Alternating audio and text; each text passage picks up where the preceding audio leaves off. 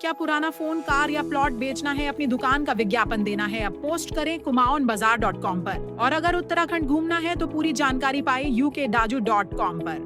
My name is Arjun Bharti, and today the topic of presentation is project job based line mass and candidate production. So basically, this is all comes under production and operation management. So in this we can understand these type of things. First, we will understand what is about the project. Project production management (PPM) is the application of operation management. So basically, as you understand this concept, it is a basically application of that particular operation management that is project management.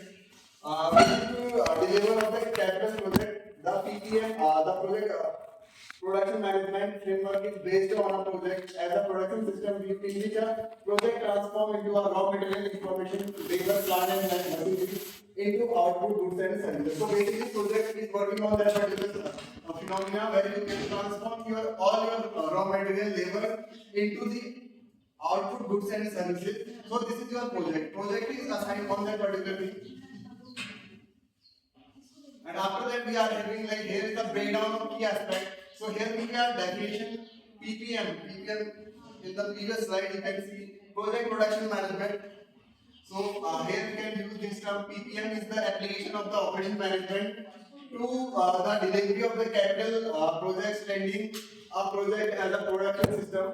And after that we can have it here like project as a production system. PPM views project as a system that transform into raw material, labor, information, machinery into output, goods and services. So basically, it is a definition and it is a like production system how it is work as a project. So in this we can basically focusing on raw material, labor, information, machinery, and after the with the help of these type of input transformation, we can go into the output. We can give it a finished good and services.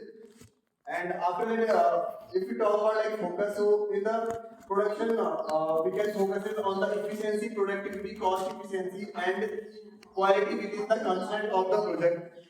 And if you take the example, construction of a building, road, dams, highway projects, shipping buildings are example of the projects that can be managed using PPM principle.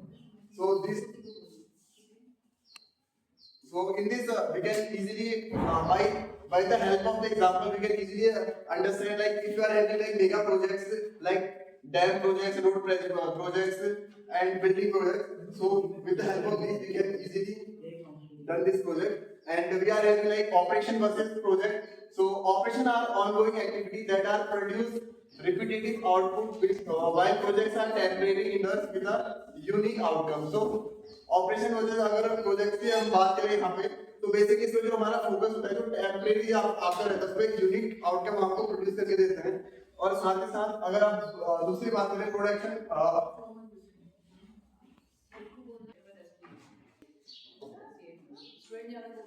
if you take about like example of the efficiency in the case scenario of the efficiency, we are taking all the advantages of the resources and giving you the most effective and efficient use of that particular outcome of that particular project. And after that, we are having productivity. Productivity basically like what you produce, you are in that particular raw material. So increasing deliverables with the same efforts. So these type of come under it into the productivity, and after that we are having nice setting like cost benefit. So we can easily qualify the real cost of the financial like final product and the obtained qualities. And we are in this we can understand quality, constantly improve the deliverable. So with the help of this we can easily cover this, and in this project we can easily complete these type of topic like aligned project management, quality control, risk management, resource management, and strategic placement. These type of project we can done. So if we talk about advantages and disadvantages of project, so in the project production and operation management, advantages include increasing efficiency, cost reduction, improved quality, and the timely delivery. While disadvantages can be include high cost potential for the inflexibility and the need for the strong coordination between the different components of the organization. So if the organization is working in the sum of the project, if we talk about like advantages, so this type of advantages we are having in the projects where we can cut down our cost efficiency and improve our quality and timely delivery. But on the other hand, we are having disadvantages also. So these are the disadvantages. With the help of this, तो इसमें basically हमारा जो difference है वो job और batch के ऊपर difference है। तो जॉब में किस तरीके से हम लाइक मैन्युफैक्चरिंग में अलग अलग टाइप का हम यूज करते हैं अलग अलग प्रोडक्ट्स के लिए। तो जॉब और बैच में क्या डिफरेंस है? बेसिकली यहाँ पे डेफिनेशन है production and operation management. Job production focuses on creating unique one of the item of the customer specific. तो कस्टमर के हिसाब से जो भी यूनिक होती है वो हम जॉब पे वहां पे करते हैं। जॉब प्रोडक्शन में जब वहां पे बात करते हैं तो जो भी हमारे यूनिक गुड्स होते हैं वहां पे करते हैं। बट जब हमारी बात आती है बैच प्रोडक्शन पे तो इस producing a similar good in a batch before moving to the next batch. So हम ना जैसे आपके पास उसके वो होते हैं बड़ी बड़ी जो कार कंपनी होती है अगर वो भी कुछ वो बना रही होती है असेंबली लाइन में वर्क कर रही होती है तो वहां पे ये सारी चीजें वर्क होती है जहाँ पे आपके एक पूरा बैच निकलता है। जैसे शूज का अगर हम एग्जांपल ले लें तो होने के लिए तो सारे शूज बन रहे हैं बट एक बैच है जो 6 साइज का जा रहा है, एक बैच है जो 7 साइज का जा रहा है, एक बैच है जो 8 साइज का जा रहा है। तो वो एक आपके बैच बनाती है मतलब ग्रुप बना दिए उनके छोटे छोटे तो उसके हिसाब से जा रहा है। बट वहां पे अगर जॉब की बात कर रहे हैं तो उसमें क्या है उसमें डिफरेंट है। एंड यहाँ पे अगर आप डेफिनेशन की बात करें तो job production involves manufacturing individual और unique item tailor to the specific customer requirement. तो इसमें ज्यादातर आपका क्या होता है जैसे टेलर के बाद आप कोई कस्टमाइज चीज बनाते हैं तो जॉब में कस्टमाइज चीजें आपको ज्यादा वो करती है हेल्प करती है। तो individual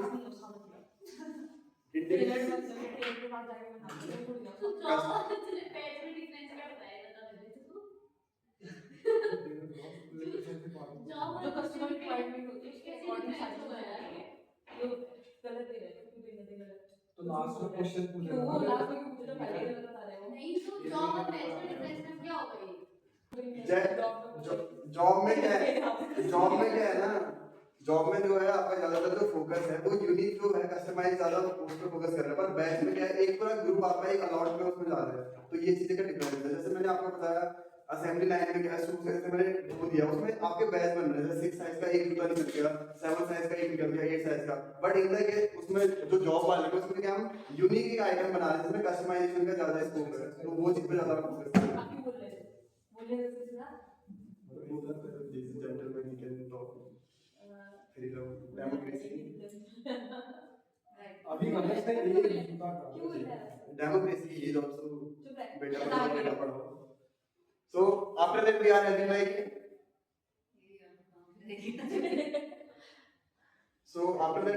characteristic. Each product is seen through entire process from start to finish by an individual or a group of work. The production of next job doesn't begin until the previous one is completed. तो जब तक आपका जो पुराना वाला batch निकल नहीं जाता तब तक पूरा काम है तब तक तुम नया नहीं करते। जैसे पेपर छपता है तो एक बार में पूरा छपता है तो वैसा नहीं है इसमें। ठीक है इसमें जब तक पूरा बैच नहीं निकलता तब तक आप दूसरा प्रोसेस को स्टार्ट नहीं करते।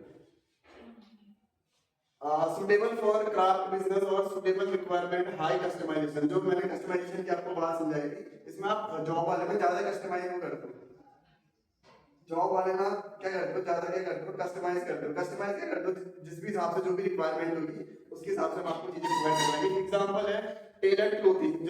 अगर आप रेडीमेड खरीदना चाहते हो तो वो एक कंपनी का एक स्टैंडर्ड साइज है उसने बस दे दिया। बट जब आप टेलर के पास आते हो तो आपके नाम पूरा लेता है वो कितना लंबा चाहिए कितना आपको वो चाहिए मतलब वो सारे हाँ मतलब पूरा फुल कस्टमाइज रहता है वो टेलर में।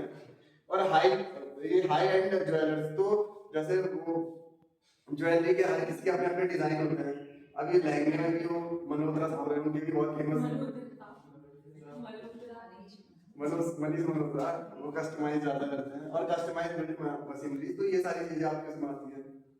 फिर आपका बैच अगर बात करें बैच प्रोडक्शन की batch production involve manufacturing a group of batch of similar item before. देखो मैंने कहा था ना जूते तो सारे ही सेम हैं बट उनमें डिफरेंस क्या है साइज का डिफरेंस है वही सारी चीजें। तो प्रोडक्ट आप सेम बना रहे हैं बट बैच में क्या आ रहा है डिफरेंस आ रहा है। आपने ग्रुप बना दिया है इस ग्रुप में है बोतल में देख लो 250 ml का एक आ रहा है क्वार्टर आ रहा है वो आपका फिर 500 ml का आपका हाफ आ रहा है और 1 लीटर की आपकी पूरी बोतल आ रही है। तो मतलब ऐसे करके डिफरेंस 750 ml अपने एग्जांपल ले लिया।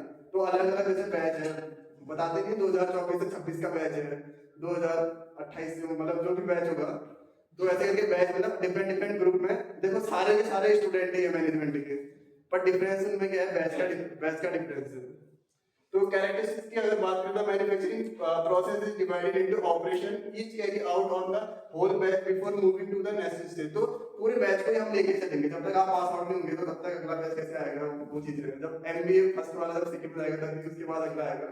और प्रोडक्ट के केस में जब तक वो पूरा मतलब आपने ना सिस्टम में मैनुअली कुछ डाल रखा है, जो भी कर रहे हो उसी हिसाब से पूरा वर्क कर रहे हैं। अगर आप मैनुअली भी कर रहे हैं जो भी वहाँ पे स्किल लेबर है तो वो उसी हिसाब से ट्रेन है, जो उस चीज को बढ़िया कर सकते हैं। अगर वो नेक्स्ट बैच में अगर हम अलॉट कर रहे हैं तो उसके हिसाब से वहाँ पे वो क्या आएंगे, ये इसमें डिफरेंस है। तो suitable for industry with range of production and very customized needs striking a balance between customization and the cost efficiency. ठीक है, कॉस्ट इफेक्टिवनेस कैसे होगा है, तो जो चीजें आपको मार्केट में चाहिए उसी के हिसाब से आप वर्क करोगे तो इसमें आपका क्या होगा, वेस्टेज नहीं होगा। क्योंकि बल्क में आप अगर बना दिया यहाँ पे किसी की हाइट 5 है, किसी की 6 है, किसी की 7 है, आपने एक ही इसका बना दिया बट कुछ जो है वो फिट नहीं आ रहा है, वो नहीं आ रहा। बट अगर इसमें बैच के हिसाब से आप बना रहे हो तो उसमें वो आपके क्या है मोस्ट कॉस्ट इफेक्टिव। एग्जांपल जैसे देखते हैं आप pharmaceutical, beauty products and food processing, तो ये सारे एग्जांपल हैं ये इन सब चीजों के जिसमें हम कस्टमाइजेशन वो सारी चीजें आपको देते हैं। फिर वैसे एक लाइन है in production and operation management, a line refers to a production line or assembly line, a sequential process where the production moves through a workstation, each performing a specific task enabling a mass production and efficiency। तो जैसे वही similar example हम ले लेते हैं, assembly line में कोई भी गुड या प्रोडक्ट मैन्युफैक्चर हो रहा है, कार का एक केस ले लो, अगर एक जगह पे हैंडल लग रहा है, हैंडल ही लग रहा है, फिर उसके बाद वो पूरा प्रोसेस आगे चले जा रहा है, ऐसा नहीं कि पूरी कार वहीं पे बन रही, तो उसके अलग अलग स्टेशन हमने डिवाइड कर रखे हैं। तो ऐसे ही करके आपके जो स्टेशन है, स्टेशन के हिसाब से वो सारी चीजें चल रही है। And here are more detail explanation.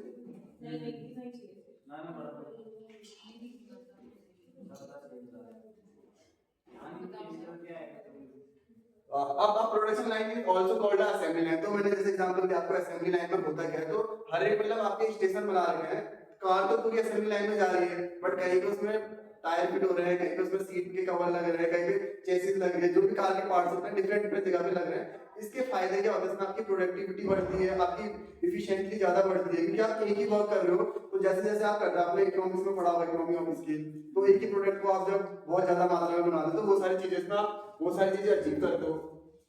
और जो स्पेशलाइज उसी चीज में स्पेशलिस्ट होता है वही चीज उसको परफॉर्म करता है। Purpose the main goal of production line is facilitate mass production. तो यहाँ पे जो बात करेंगे किसी करेंगे मास प्रोडक्शन, जैसे मैंने आपको बताया था मास प्रोडक्शन, क्योंकि एक बार अगर कार का कोई प्लांट है वहाँ पे लगा है, जैसे नैनो कार की मैन्युफैक्चरिंग हो रही है, ऐसा तो नहीं ना वहाँ पे डिफरेंट डिफरेंट बने सारी कार कैसे निकल रही है, एक ही मॉडल की निकल रही है एक ही बार में। तो यहाँ पे मास प्रोडक्शन की बात है, by breaking down complex task into similar. Complex task को आप सिमिलर कैसे बनाएंगे, एक गाड़ी बनाने के लिए उसके इंजन भी लग रहे हैं, मतलब सिर्फ गाड़ी की कुछ भी चीज आप ले लो यहाँ पे, छोटे से छोटा बड़ा से कार का एग्जांपल ज्यादा में से ले लो, उसको ज्यादा आप रिलेट कर पाओगे। तो वहाँ पे ज्यादा चीजें होती है जहाँ पे चीजें बल्क में निकलती है, और वही सारी चीजें कॉम्प्लेक्स टास्क को आप स्मॉलर उसमें वो कर सकते हैं रिपीटेटिव स्टेप। जैसे मैंने आपको बताया था, जो मतलब हैंडल लगा रहा है हैंडल ही लगा रहा है, जो टायर लगा रहा है वो टायर ही लगा रहा है, जो सीट लगा रहा है वो सीट ही लगा रहा है। तो यहाँ पे ऑलरेडी मेंशन है क्या है, रिपीटेटिव स्टेप्स है। तो जो स्टेप बाय स्टेप आप करते हो उसमें आपकी स्पीड एक्यूरेसी हर एक चीज क्या आती है, ज्यादा आपको बेहतर दे सकते हैं। Align for high output and efficiency, तो जो आपका आउटपुट होगा वो उससे ज्यादा होगा। अब यहाँ से किसी को ईट बनाना है, अब आप अकेले जाओगे तो उसमें बहुत टाइम लगेगा, तो लाइन ही बनाते हैं यहाँ से आता छोड़ यहाँ से आते यहाँ से वहां तक। तो इसमें काम क्या होता है, जल्दी होता है।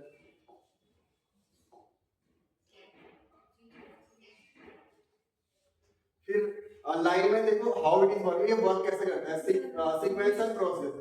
तो सीक्वेंशियल प्रोसेस आप समझ ही लोगे, सीक्वेंस होता है एक सीरीज ऑफ नंबर होता है, तो पहले पहला होगा दूसरा होगा, तो एक वो सीरीज बना रखी है, उसी के हिसाब से वो चीजें होगी। Production move along a line, और जो टॉपिक भी होगी एकदम लाइन है, लाइन मतलब समझ रहे लाइन में कतार में जा रहे हैं, असेंबली के ऊपर ये है with each station adding a component और परफॉर्मिंग अ स्पेसिफिक ऑपरेशन। अब यहाँ पे बात क्या हो रही है, हर वो सर्विस स्टेशन से गुजर रहा है जहाँ पे अलग अलग टास्क परफॉर्म करे जा रहे हैं और एक स्पेसिफिक ऑपरेशन करा जा रहा है। जो ऑपरेशन यहाँ हो रहे हैं वो आगे जाके नहीं हो रहे हैं, वो जो आगे हो रहे हैं उससे आगे नहीं हो रहे हैं। तो ये सारी चीजें आपने नेशनल ज्योग्राफी या डिस्कवरी में वो एग्जांपल भी देखे होंगे, असेंबली लाइन कैसे वर्क करती है, हाँ फूड प्रोडक्शन वगैरह के, वो एक अच्छा एग्जांपल है इस चीज का। एंड वर्क स्टेशन की अगर बात करें, each station is design for a specific task and workers are trained to perform that task efficiently. तो बेसिकली मैंने आपको समझाया दिया था कि पहले ही बता देता ये पॉइंट है कि कैसे वो चीजें वर्क करती है।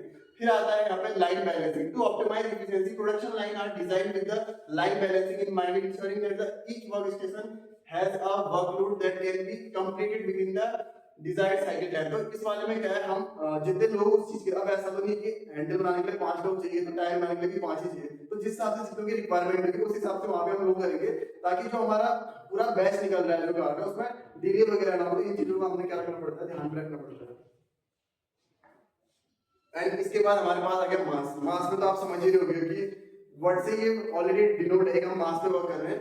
इन operation management mass production involves production large quantity of standard goods using techniques like assembly line and automation, aiming for the high efficiency and low per unit होता। इसमें एक वर्ड आ रहा है ऑटोमेशन। ऑटोमेशन बेसिकली यूज होता है यहाँ पे manual work कम से कम होता है, ऑटोमेटेड ज्यादा काम होता है, मशीन वगैरह रोबोट्स वगैरह जहाँ पे होता है। अभी पिछले घंटे भी आप कार के शोरूम पे गए होंगे, वहाँ पे जो सर्विसिंग होती है तो वहाँ पे भी होता है, मैनुअली तो कोई उठाता नहीं है कार को, वहाँ पे मशीनें वगैरह लगी है, तो ऑटोमेशन की हेल्प से वहाँ पे अच्छे से सर्विस वगैरह करी जाती है कार को। तो ये उसका बढ़िया एग्जाम्पल है। पर मास प्रोडक्शन में जो गुड्स आते रहेंगे स्टैंडर्डाइज गुड्स रहेंगे। स्टैंडर्डाइज मतलब वो स्टैंडर्ड चीज है, जैसे कोको कोला की बोतल भी यहाँ बन रही है तो कहीं बन रही है, लेकिन स्टैंडर्ड वो मीट करने के लिए वो करते हैं, और इसकी जो वर्क कॉस्ट आती है वो लो आती है। की कैरेक्टरिस्टिक की अगर बात करें हम मास प्रोडक्शन में, तो हाई वॉल्यूम प्रोडक्शन इसमें रहता है। Mass production focus on the production of large number of identical और सिमिलर प्रोडक्ट। तो बेसिकली मास से मैंने आपको पहले बताया था, जैसे वर्ड से ये हो रहा है कि हम मास पे वर्क कर रहे हैं, मतलब बहुत ज्यादा हम प्रोड्यूस कर रहे हैं, तो इसमें लार्ज नंबर ऑफ आइडेंटिकल और सिमिलर टाइप ऑफ प्रोडक्ट हम क्या करते हैं, यूज करते हैं। स्टैंडर्डाइजेशन जो भी कंपनी के जो भी है, जो भी प्रोडक्ट की क्वालिटी वगैरह उस पर हम कोई कॉम्प्रोमाइज नहीं करेंगे। It related to standardization design components and process to ensure consistency and efficiency. Mainly ये प्रोडक्शन में यूज हो रहा है, तो यहाँ पे ज्यादातर क्या आपके फिजिकल गुड्स ज्यादा यूज होते हैं। ये मेनली जितनी हम चीजें पढ़ रहे हैं, क्योंकि जो हमारा टॉपिक और सब्जेक्ट है वो ये प्रोडक्शन एंड ऑपरेशन मैनेजमेंट, तो सर्विसेज का यहाँ पे कम से कम होता है, ज्यादातर इसमें प्रोडक्शन का रहता है। हाँ, तो इसमें यहाँ पे अगर हम बात करें तो एडवांटेजेस एंड डिसएडवांटेजेस, मास के क्या एडवांटेजेस होते हैं, क्या डिसएडवांटेजेस होते हैं। तो सबसे पहले क्या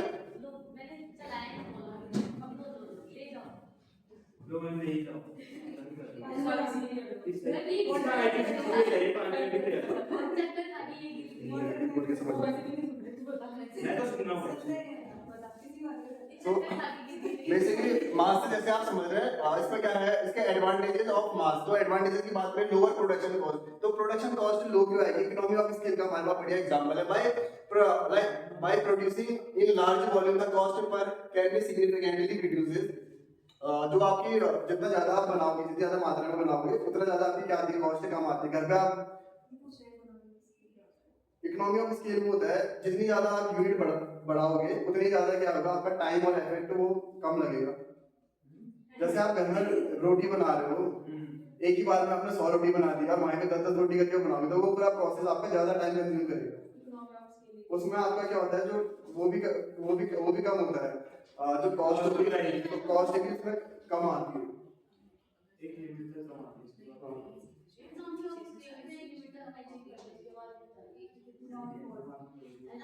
इकोनॉमी ऑफ स्केल वो होता है जब कंपनी की पर यूनिट प्रोडक्शन कॉस्ट घटती है और जबकि आउटपुट बढ़ता है। हाँ, मैक्सिमम उसको करते हैं, इकोनॉमी ऑफ स्केल में उसको करते हैं, मैक्सिमम यूटिलाइजेशन ऑफ करते हैं प्रोडक्शन। फिर efficiency, standardization process and specialized labor lead to higher efficiency and productivity। तो efficiency की बात हमने पीछे कर दी। standardized goods कैसे देते हैं, जैसे मैंने आपको कार का एग्जांपल दिया था, जो चीज जो बंदा right person for the right job, जो जिसमें होता है उसी में हम उसको फोकस करते हैं। Meeting high demand, mass production is well suited for the industry with a high demand for a specific product। So basically ये इन चीजों में वर्क करता है। HUL का आप एग्जांपल ले सकते हैं। HUL बंडल ऑफ प्रोडक्ट्स बनाता है, तो वो मास पे बनाता है, कहीं सोप बन रहा है, कहीं कुछ बन रहा है, और इसमें क्वालिटी का बहुत बड़ा इशू रहता है। तो क्वालिटी एश्योरेंस का आपको यहाँ पे रहता है, मीटिंग हाई डिमांड। तो जब भी आप मास प्रोडक्शन में करते हैं तो इस चीज को आपने क्या रखना है, फोकस पे रखना है। फिर उसके बाद आता है इकोनॉमी ऑफ स्केल। तो mass production allowing business to achieve, मैं आपको स्टार्टिंग से एग्जांपल दे रहा हूं ऑटोमोबाइल इंडस्ट्री का, जहाँ पे कार मैन्युफैक्चरिंग, सिर्फ ऑटोमोबाइल की बाइक का आप ले सकते हो, कोई भी ऐसी चीज जहाँ पे मास पे वो प्रोडक्शन हो रहा है। The Ford Model T, a classic example of a mass production was produced using assembly line technique। तो जापानीज भी बहुत सारी टेक्निक यूज करते हैं जहाँ पे वो बेस्ट आउटपुट आपको दे सके। कानमान जिसमें वो क्या करते हैं, मैक्सिमम आउटपुट आपको देता है कम से कम एफिशिएंसी पे। चाइना भी बहुत सारी चीजें यूज करता है, वहां से एक्सपोर्ट करके आपको इतना कम In operation management, continuous production is also known as the flow of the production continuously. Manufacturing involves a 24/7 uninterrupted flow of the materials and processes to produce standardized goods and a large scale, often using automation. So basically ये automation यहाँ पे word use हो रखा है, तो machines यहाँ पे use करी जाती है, जिसमें 24/7 वर्क चलता है, काम रुकते नहीं. शिफ्ट वाइज कंपनी क्या करती है, 8 घंटे की 3 शिफ्ट लगा देती है या 12 घंटे की 2 शिफ्ट करती है, बट एक कंपनी के नॉर्म्स जो ज्यादा कंपनी जो फॉलो करती है वो 8 घंटे का वर्किंग आवर करता है, इसमें 3 घंटे की शिफ्ट चलती है. तो आपने एग्जांपल मूवीज वगैरह में देखे होंगे. एग्जांपल समझ गए होंगे आप लोग. इसमें जो भी प्रोसेस है ये हमारा प्रोसेस रुकता नहीं है क्योंकि ये कंटीन्यूअस चलते रहता है. की characteristic of continuous product uninterrupted flow, तो आप समझ रहे हो कि हम इसमें इंटरप्शन नहीं देख सकते हैं. Raw material enter one end of the finished production come out of the other with minimal stop और द चेंज ओवर. सो जो भी चीजें हैं वो रुकनी नहीं चाहिए, तो इसी के भी यहाँ पे हम वर्क करते हैं. पहले से हम ये सारी चीजें कर रहे थे, अगर कुछ प्रॉब्लम आई तो हम उसको कैसे बाइफिकेट कर सकते हैं. जैसे आपकी असेंबली लाइन चल रही है, वहाँ पे कोई प्रोडक्ट बन रहा है, सपोज कुछ इन केस वहाँ पे प्रॉब्लम आ गई, तो हम उसके लिए कुछ मल्टीपल मतलब वो डायमेंशन और रूट्स बनाए रहते हैं ताकि आपका प्रोडक्ट रुकना नहीं चाहिए. अगर मशीन में कुछ प्रॉब्लम आती है तो उसको हम डाइवर्ट करके उस पर्टिकुलर उसमें वर्क कर सकते हैं.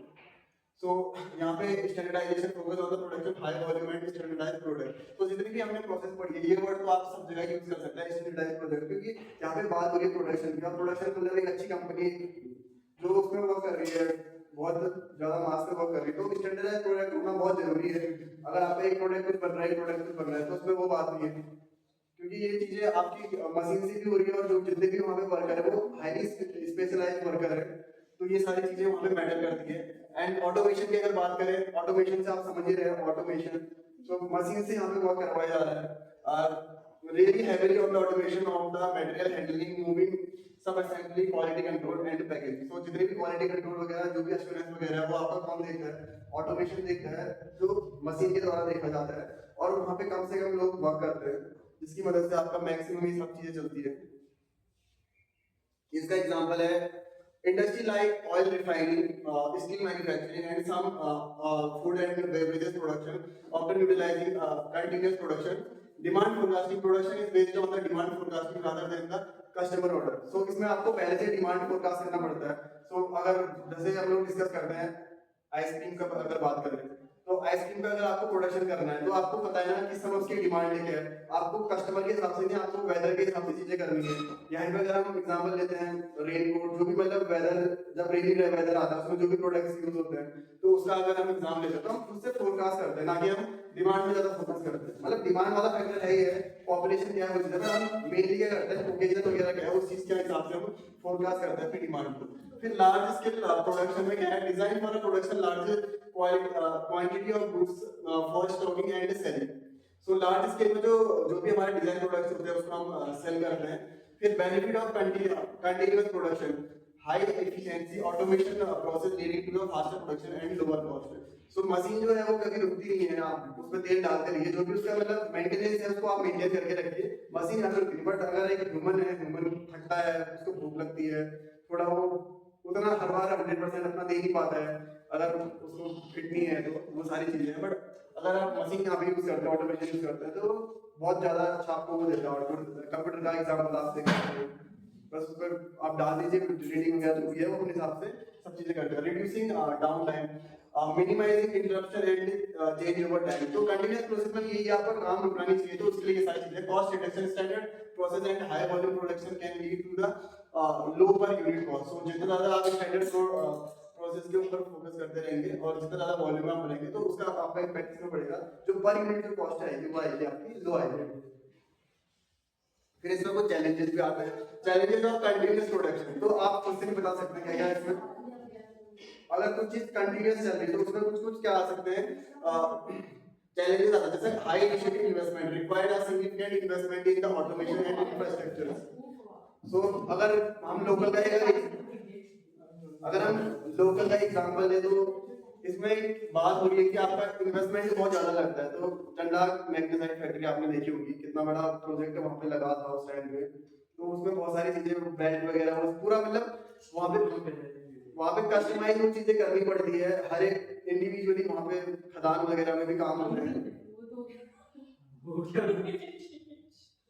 जो खदान वगैरह में जो काम होते हैं वहां पे इंडिविजुअली वो सेटअप सेटअप कस्टमाइज रहती है तो उनकी इन्वेस्टमेंट कॉस्ट रहती है एक किसी हाँ ज़्यादा रहती है।